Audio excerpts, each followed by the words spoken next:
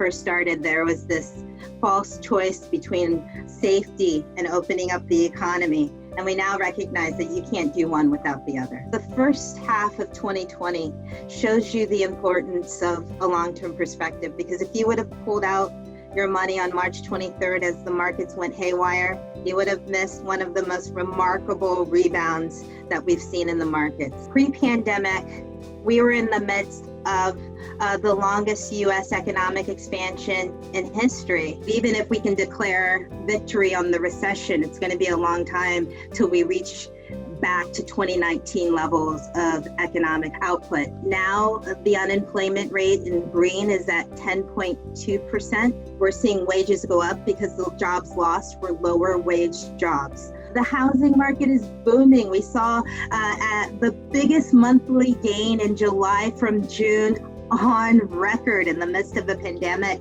Existing home sales up 25% for the month. Right now, the Atlanta Fed is projecting a rebound in the third quarter of 26%. We'd still be 5% below the 2019 pre-pandemic levels. A little bit of good news here is that household balance sheets were in pretty good shape going into this crisis, and they've held up mainly because of the unprecedented levels of federal stimulus. We have low levels, relatively speaking, of consumer debt at the moment, but high levels of federal debt, which Canada doesn't have. So every developed nation is going to have a different composition, and their recovery is going to look slightly different, even though the trigger for a recession is the same for all of us. Going forward, the Fed has done a remarkable job in providing liquidity to the credit markets and liquidity to the stock market, and that liquidity is underpinning the rally we've seen.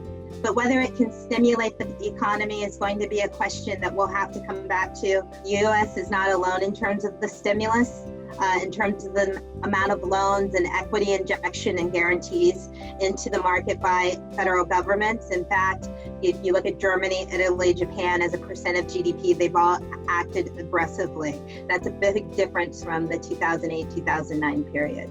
Inflation has been low, below target, but we do have a scenario because of very low inflation where interest rates stay lower for longer. There is concern that bonds aren't doing what bonds promise to do, which is to provide income. What they are doing is providing some cushion against volatility. And you can see generally when stocks fall, bonds increase, and that's why you get that diversification. That's really important. Stocks are up 52%. Stocks have, in the S&P 500, have reached a new record.